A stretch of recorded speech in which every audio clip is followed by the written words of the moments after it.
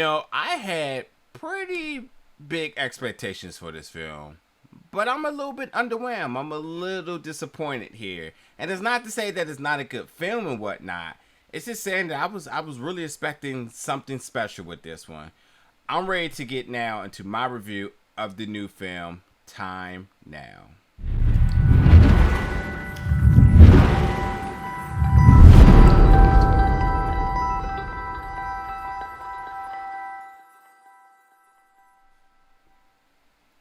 What's going on, everybody, and welcome back to the channel today for another review. And today we're going to be reviewing the film Time Now, which made its world premiere this year at Austin Film Festival 2021. Now, the thing is, this film making its world premiere at Austin Film Festival 2021 is a big deal. The second thing is, when I look at the cast here, you have Claudia from The Nevers, and then you have Eleanor Lambert, who is the daughter of Diane Lane and Christopher Lambert. Good DNA there, So it's one of those type of things where you look at the cast up and down, you see just a bunch of people who are really getting into the groove of their career, and at some point are going to be mega stars, But this is where you start to see signs of greatness, and that's what I was expecting, because even the plot is very simple, to the point that I was expecting to see things kind of jump out at me from it. So I feel like they played the story really safe, and I feel like performances wise, everybody really. I feel like maybe the script didn't give them enough to work with, except for like Eleanor though, because I think if Eleanor doesn't do what she does in this film, then the film doesn't work at all. Because you have to at some point be invested with her character in order to even want to watch this, because she's the one that's back in town trying to put the pieces of the puzzle together about what happened to her brother in his last few days before his sudden death. So essentially this film is a murder mystery, but the fact is that there's no mystery to it, because as a viewer, you're not trying to put nothing together. You're not trying to piece clues together. You're not trying to do any of the solving yourself. You're kind of just riding along Eleanor's back, or the character Jenny, to kind of just see where she goes next in solving it. And that's what I think is a disappointment, is because in any good murder mystery, you are equally invested. You got your detective hat on. You're trying to solve it and figure out what's going to be next, and you want to get ahead of the story.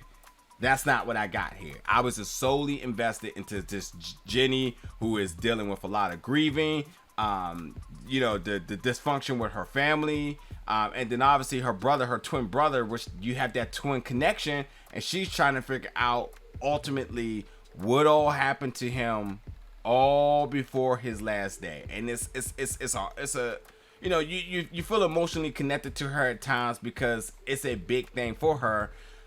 But then the whole idea that it's still supposed to be, surrounded by a murder mystery, it's just not there. And let me be very clear too. The brother wasn't murdered. He was killed in a car accident, but it seemed to be more than that. And I'll read it, the synopsis itself, and you can, kind of pull from it however you want. But it states several years after a falling out with her family in Detroit, a young woman, Jenny, returns to the city she grew up in to mourn the sudden death of her twin brother. Upon meeting her brother's eclectic group of friends, stepping into the scene he belonged to, and navigating through the urban playground that is Detroit, she soon discovers that his death is not what it seems. So like, even that, you're just like, okay, well, what do you mean by it's not what it seems? And that's where you start to understand, one, the culture of Detroit, the underground culture of Detroit, that urban that urban pop culture, city life that he was living, his best friend, their relationship, his best friend's significant other, their relationship, all sorts of different things. But at no point do you ever just sit back and say,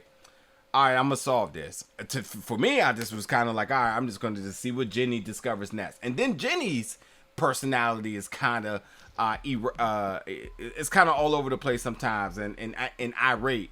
So you're just kind of following with her, just wanting to see what's going to happen next with her, instead of on the opposite end where you're trying to solve what ultimately is the secrets behind her brother Gonzo. So here's my thing. I would have wanted more from this film. A little bit more drama. A little bit more of the mystery. I thought the music was good. Shall I add really quick? And the cinematography is just beautiful, especially some of the low light shots and just some of these very up close and personal, intimate shots, especially within the car.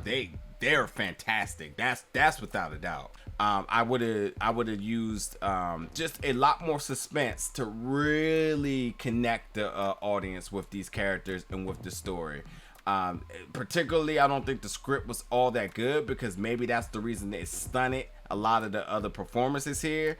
It's not to say that anybody's performance was particularly bad. It's just saying that I'm very confident we could have got a lot more from this story and from this cast up and down the board. And I'm not familiar with the writer and director Spencer King, but I am intrigued and I will have my eyes set for future projects. But nonetheless, it's still worth checking out, and I want you all to definitely check it out when you get a chance. It's time now. You can actually get a chance to look at this in theaters October 26th, folks. So when you do, jump in the comments and let me know your thoughts about this film. And as always, stay tuned for more movie reviews very soon.